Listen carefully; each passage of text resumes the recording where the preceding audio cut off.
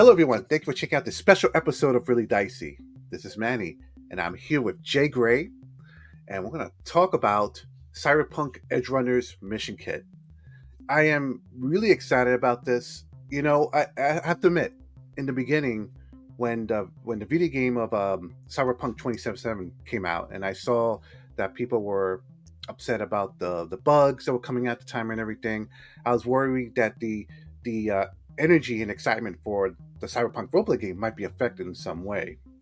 But then this anime came out, and it got everyone so hyped up about it and about Cyberpunk again. I think a lot of us were thinking, "Oh, I wonder if there will ever be like a some sort of supplement or something from our Talsorian Games about Cyberpunk Edgerunners." And lo and behold, we have one.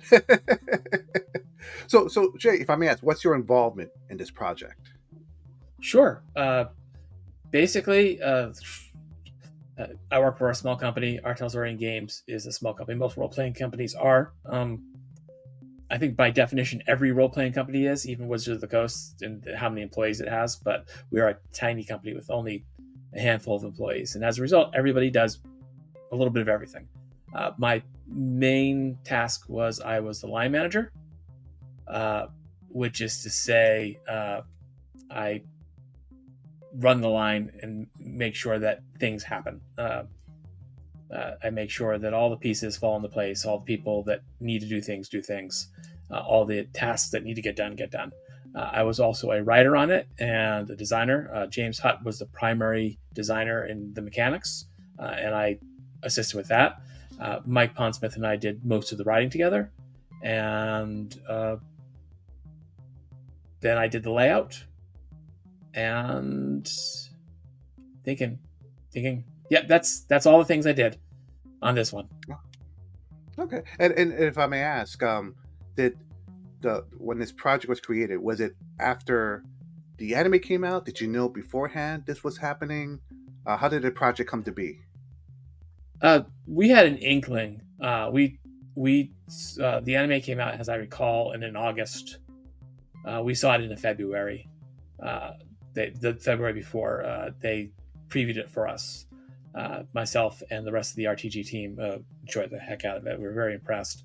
And then we had an inkling, and we had always been planning to do material in the 2077 era, but we weren't. We were focused, again, limited resources, limited people, limited time, on Cyberpunk Red, which takes place in 2045. But then we thought, hey, it would be cool to do something with this. And then we thought, hey, Jumpstart Kit, which is our starter box for Cyberpunk Red, is out of print. Wouldn't it be neat to have a new one? And there's this anime, and people are really excited about it. And wouldn't it be neat if we got to do something? And then we came up with this idea for the jacket, which is the mission that's included. It's a nice chunky mission it'll probably take you multiple sessions to finish. And we're like, oh, wow, the story of the anime just inspired this story. And we're like, well, we got to do something with this. And so we said, okay, well, we need a new Jumpstart Kit. We'll eventually probably put the old Jumpstart Kit back in print, but we need a new one for now. And this one sounds fun. And wouldn't it be neat if we could do that and give new lore and tell the story of the time, a little bit of the story of time between 2045 and 2077, which this does. So it was a chance for us to really put together that sort of information. It took a little while to put together. There was a lot of back and forth. We always collaborate with CD Projekt Red, but this one required a lot more collaboration because it strayed to their side of the timeline. Obviously, we each have a side of the timeline we work on. They work on the Unification War, and we work on everything up to the Unification War. So there was a lot of back and forth between us and them, meetings, notes upon notes. And so it took a little while. And of course, we're also working on other projects at the same time. But yeah, it came about.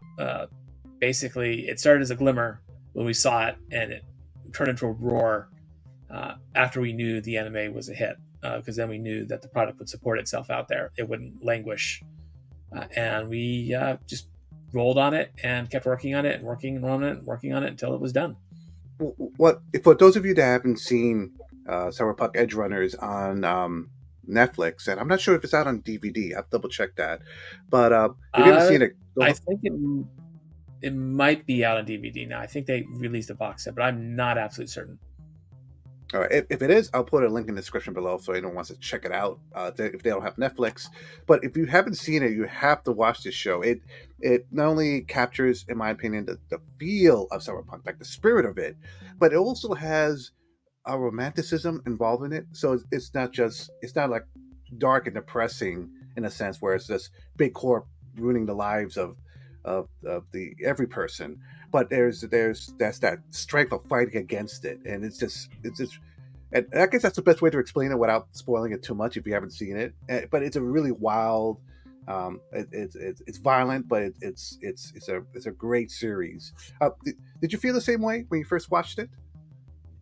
Yeah, it opens up with a, it opens up with the story. It does two things in the opening episode without spoiling. Is it first shows you Night City and what a violent, horrible place it can be, but it also shows you it gets a, and that's one of the rules of cyberpunk. Is cyberpunk is about the setting, because the setting is a character in and of itself. But then it also gets personal because it focuses very quickly on one person's life and what that life is like of them on daily. I'll not say specifically, but in my mind, there is a moment with the dryer, and you'll know what I mean when you watch it. That is one of the most cyberpunk things that has ever happened in any adaptation, whether it's the video game or the anime or the comic books, because it's this mundane thing, but you look at it and you go, "Oh my god, yes, that's such a cyberpunk thing to happen." And it tells you cyberpunk is not just getting shot and shooting people; it is the trials that everyday people go through because of the way the world is. Hmm. So yeah, let's start talking about the mission kit. So Yes, is this a box set? yes, this is a box set. It serves when we designed it, we decided it would serve three purposes. So purpose number one is it is the equivalent of a starter box, which means that if you are interested in role-playing games or Cyberpunk Red in specific, you can pick up this box.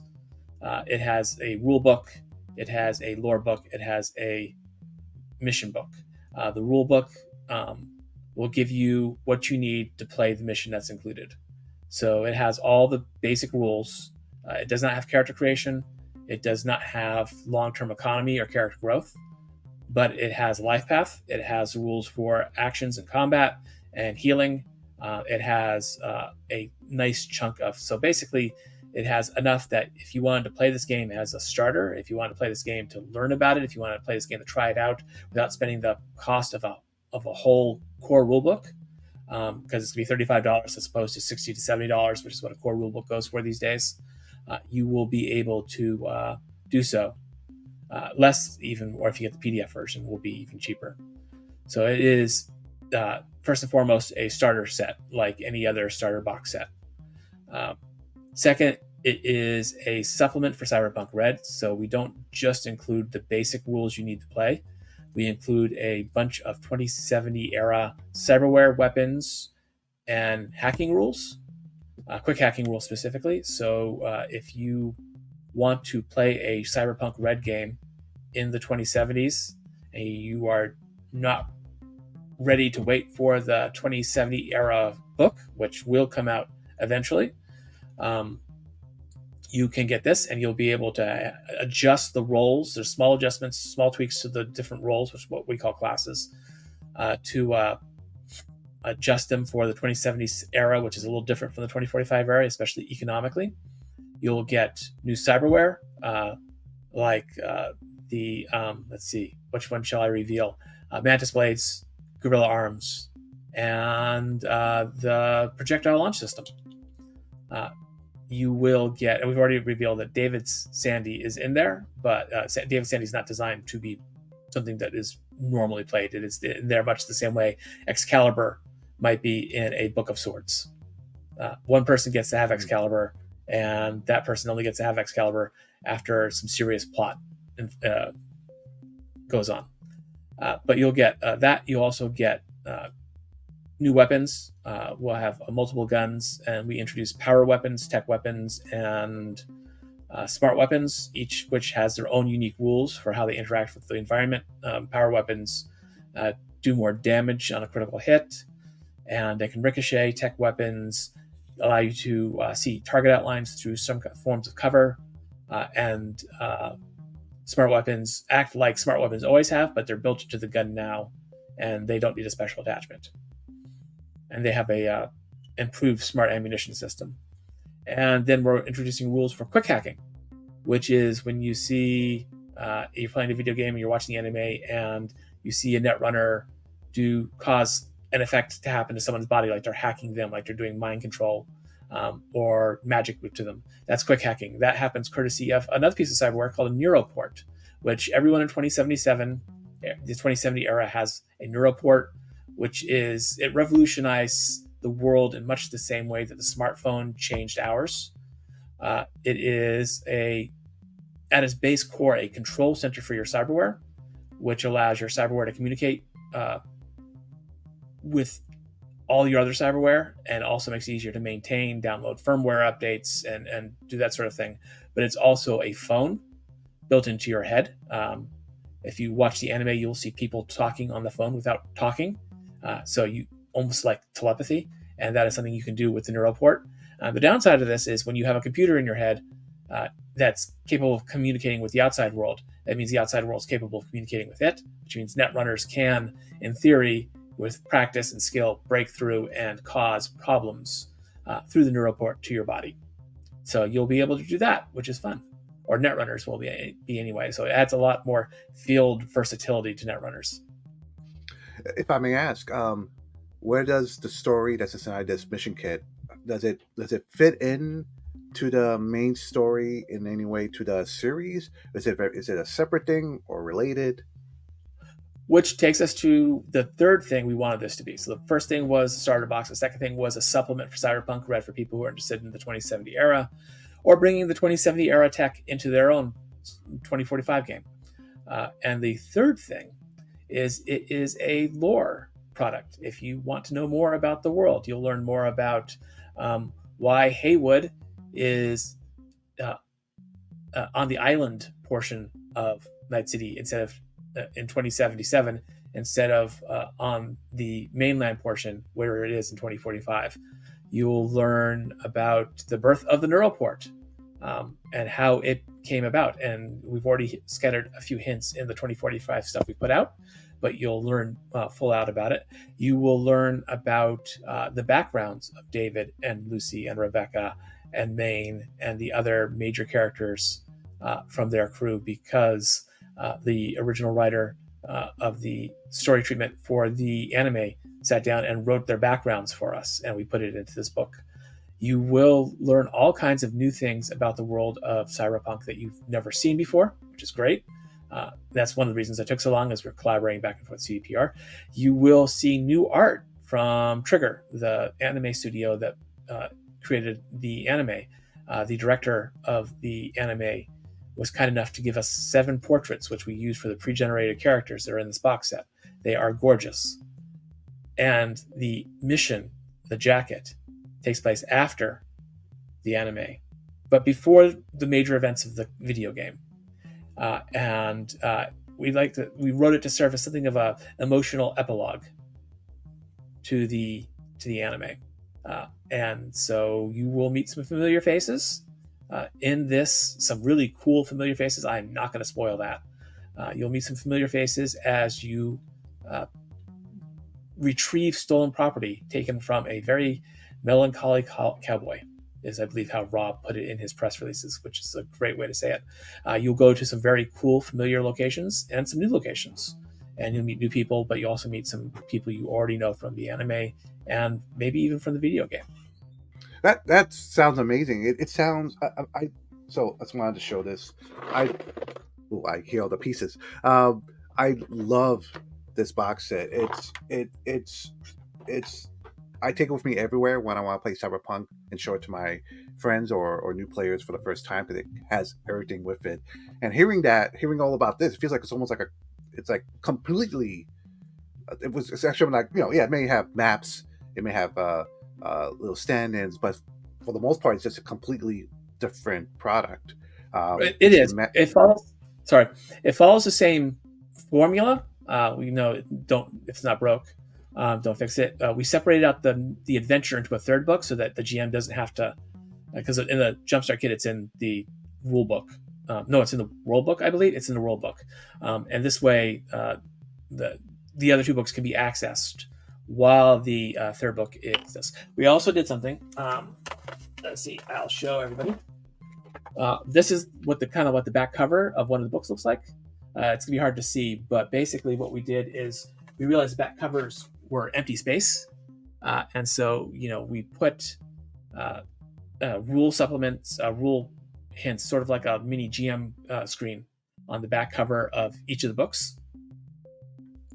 There are maps, which the maps in the mission kit are specific to the mission, though certainly you can use them for other things later on. 11 by 17.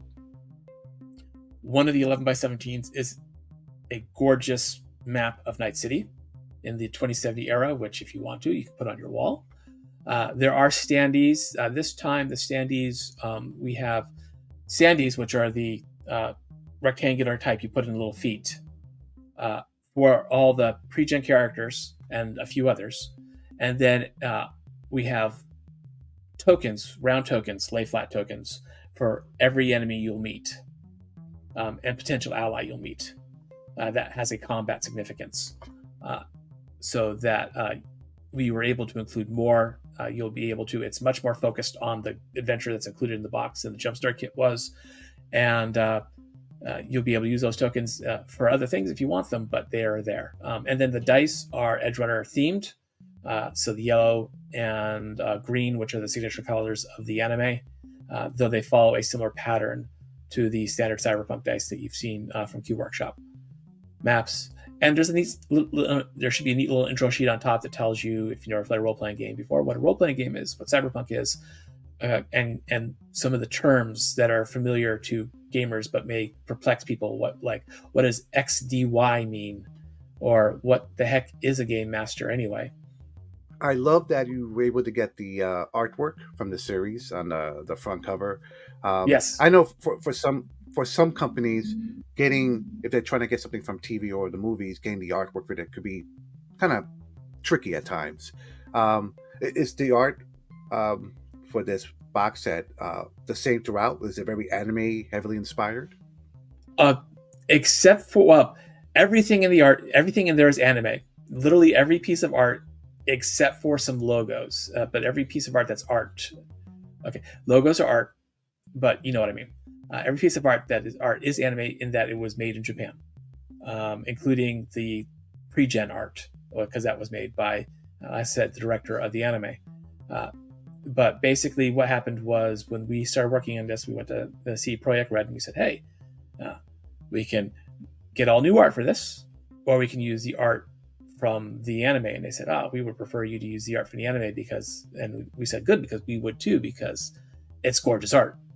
And so they gave us hundreds of high-res screenshots and concept art, and the art on the cover is what they call a key visual, which is basically the big advertising art they use to promote the anime. So all the art, with the exception of a few, the logos, which were created by CDPR, is from the anime or designed by the anime's creators over in Japan.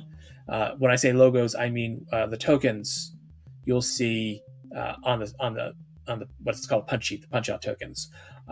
If you encounter a faction, there's not an individual piece of art for every member of the faction. Instead, we put the logo for the faction on the token. So, for example, if you were to meet, let's pick a faction that's not necessarily in 2077, so I don't spoil it. If you were to meet the Philharmonic Vampires, which is a prankster / goth gang in 2045, we would have their logo on it, and you would be able to, and a number, so the GM would be able to differentiate between Philharmonic Vampire 1 and Philharmonic Vampire 2. And those logos, I've explained this way too much. were created by CDPR because they're from the video game.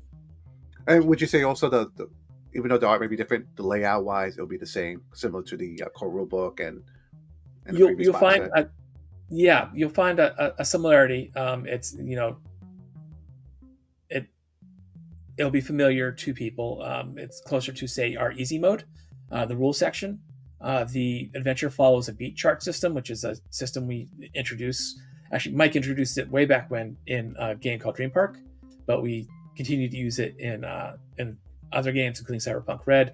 So you start with your hook, and you move on to your developments and your cliffhangers, and you go to a climax and a resolution. It is also designed to be friendly to GMs.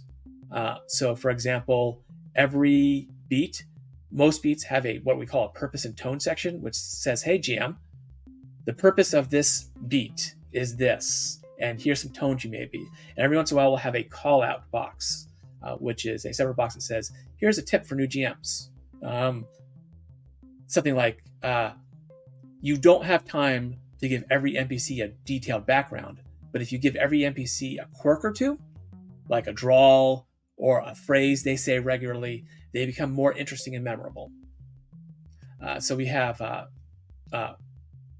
it's very GM friendly, but yes, it follows the same basic pattern that say Tales of the Red, Forlorn Hope. Tales of the Red, Street Stories follows, and Forlorn Hope will follow too. So all those things follow a similar path. And it's a new layout in that there's new trade dress, which means the book looks different because it's a 2070 era book box set.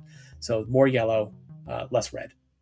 If I may ask, is there anything about this that's your favorite? Was there anything in here like, I'm so glad we got this from the anime into this box set?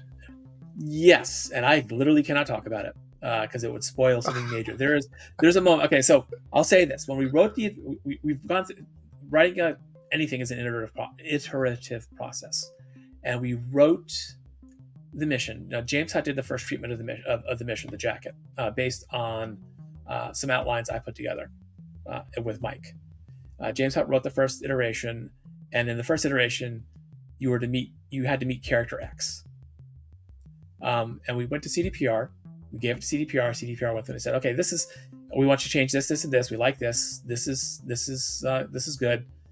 You can't use character X.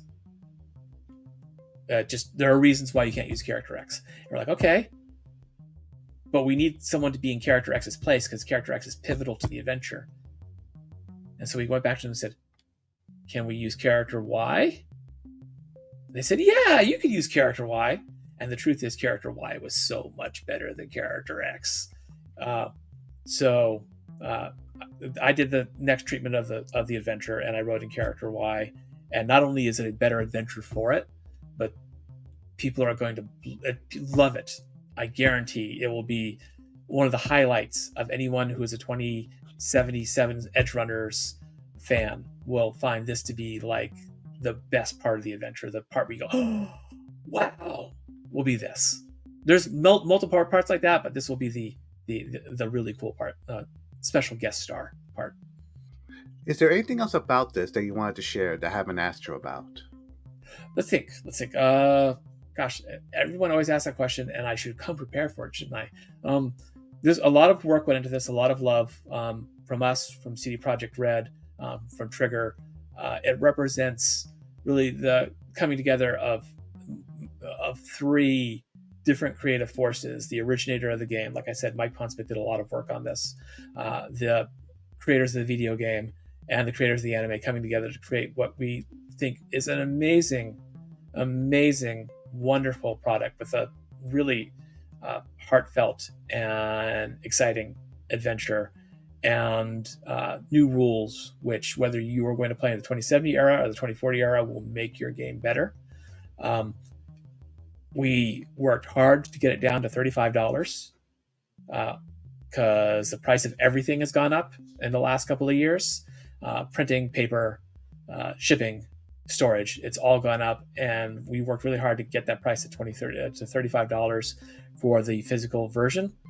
It is I don't know when this video is releasing, but the box set releases mid to late June is our hope, in Drive-Thru RPG Digital and in our store physical, and then it will take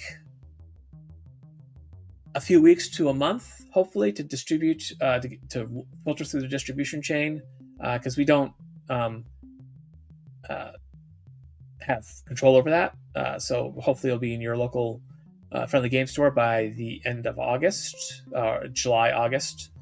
And it will take a little longer to get overseas for all our fans over there. There will be translations of it in other languages.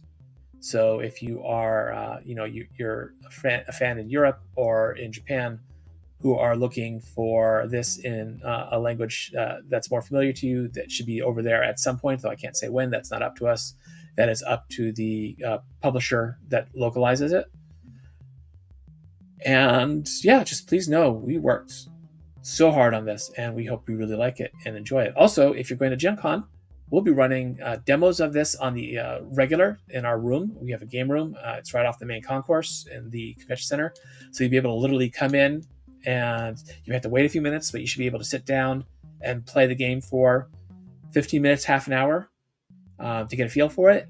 And we are running 2-hour and 4-hour longer sessions of adventures for the Mission Kit, as well as for Cyberpunk Red, the 2045 era, at Gen Con as well.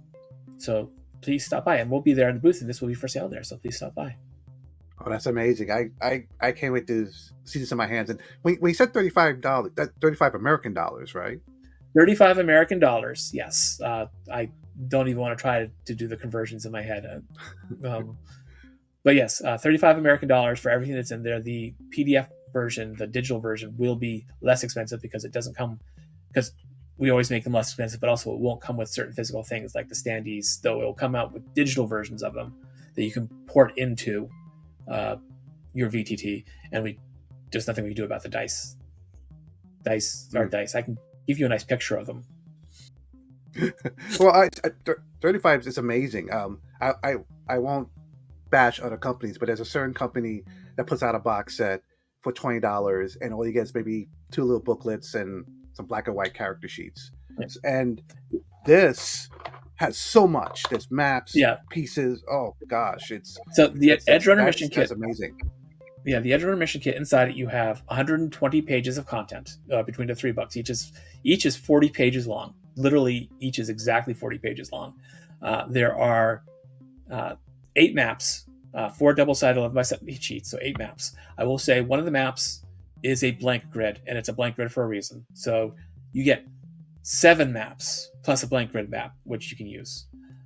You get the standee punch sheet, which has, I can't remember, something like 30 tokens on it, something like that. And the tokens are actually double-sided, so that, for example, if you need 7 of a faction and you only see 5 of a faction on one side, if you flip it over, there'll be more of that faction on the other side, not on the back of the same token. So you can flip over another faction's token, and it could be part of the faction you're currently running at the time. You get the dice, which is 2d10s and 46s, and they're Q Workshop dice, so they're not just plain dice that's just color and number. There's a design on them, and you get 7. The character sheets this time are not 8.5 by 11 double-sided. They're 11 by 17.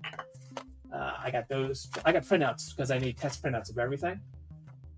So you get the front, which has your skills and your stats. And I apologize if this is backwards for people. And your basic weapons and in the Jumpstart Kit, we didn't include roll ability except for Netrunner. In the Mission Kit, we include a roll ability, and it's not the full roll ability from the main game, the core game. It's a condensed, easy to run, quick read version of it that someone who's new to gaming can get a hold of in the first time.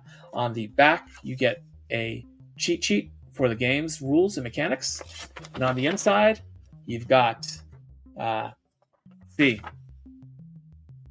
your important cyberware, which includes, in this case, we didn't say, here's your basic cyberware with just a name. We include the basics of the rules for how each piece of cyberware works, so that you don't have to flip into a book to know how your cyberware works. There's the life path section, so you can run your own life path and know more about your characters. And I should say there are points in the mission kit adventure, the jacket, where the GM is, we say, hey GM, here's a good place to plug someone from, a character from a person's life path into the story.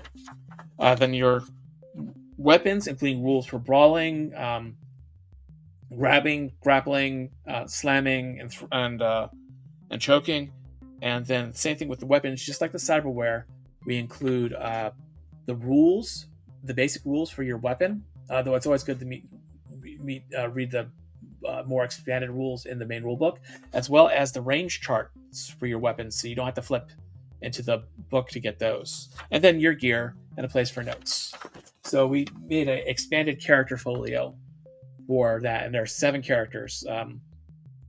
Only 3 roles were left out. The exec is not in there, the lawman is not in there, and the media is not in there. But everybody else is in. Everybody else has a basic role ability, which you'll be able to bring in. And Netrunners get the quick hack, so it's pretty cool. That's everything. So yeah, we worked hard to put as much as we could in this box and to keep the price as low as possible. That is really awesome. So one last question. Sure. If you had to pick a role Yes. for this adventure that's inside the mission kit, what role would you be?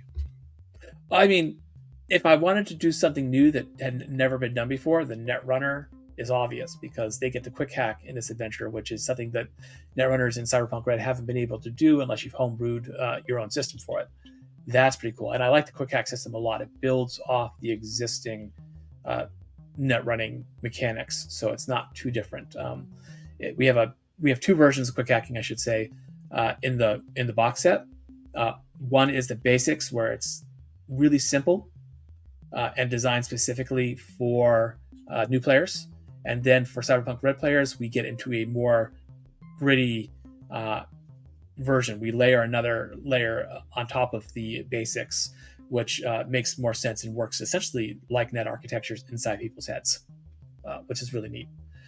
But every role, when the adventure was written and iterated, we made sure that every role had special things that only they could do, or advantages they would have in different locations. If you're a tech, certain things happen. If you're a nomad, certain things happen. If you're a med tech, certain things happen, or you have a chance to do certain things that other roles won't have to do. I think I would enjoy being the fixer for my first playthrough, if I were to play through it, because fixers get some advantages, but more importantly, there is a small economy section in the mission, component to the mission, where you'll have downtime, and in that downtime, you can do things like buy and sell, and fixers have advantages there. And I'm excited about that, because it's not something you see in a lot of starter sets is structured downtime. And this is going to be cool, because you're going to have a chance to go, oh, what if I want to, we have a day. What if I want to go shopping? What if I want to get a new piece of cyberware? What if I want to go see a Ripper doc to get healed up? What if I want to go? And then we also say, in addition to the mechanical things you can do, every day that you're in downtime, the GM should ask the players what fun thing they do, what life-affirming thing they do, what just regular everyday thing they do. Everybody, most of the characters have a dance skill, specifically because we expect that people are going to say, well, I got to hit the clubs. I'm going to go down to the bar and drink, and then maybe dance with people, or I'm going to go down to the arcade and play some games. That is an important part of being cyberpunk. Is it's not just about the fixer gets a job from the client, gives the job to you, you do the job, you get paid loop. It is also about how you live your life in Night City. Just like in the anime, it's not just about seeing it. Small spoiler for the anime, very small, but it's not just about seeing David and Maine and the crew do jobs. It's also about seeing how they celebrate afterwards in the parking lot of a local bar, or how they go, David runs, he jogs to get into shape, or how they just hang out, or they go to the afterlife. Those are important parts. Being an edge runner is not just doing jobs. Being an edge runner is living life. even when the corporations tell you that you should do nothing but do this, this, and this. It's doing the things you want to do. I can't wait for this. Jay, thank you for taking the time to talk to us about this amazing project. I'm very excited for it. And to our viewers, thank you for watching. Be safe out there. Oh, one last thing. I'll put when the stuff comes out to Drive to RPG or through the store, I'll put a link in the description below so you could go check it out immediately after watching this video, once it's out, of course. And yes, be safe out there. Take care, everyone.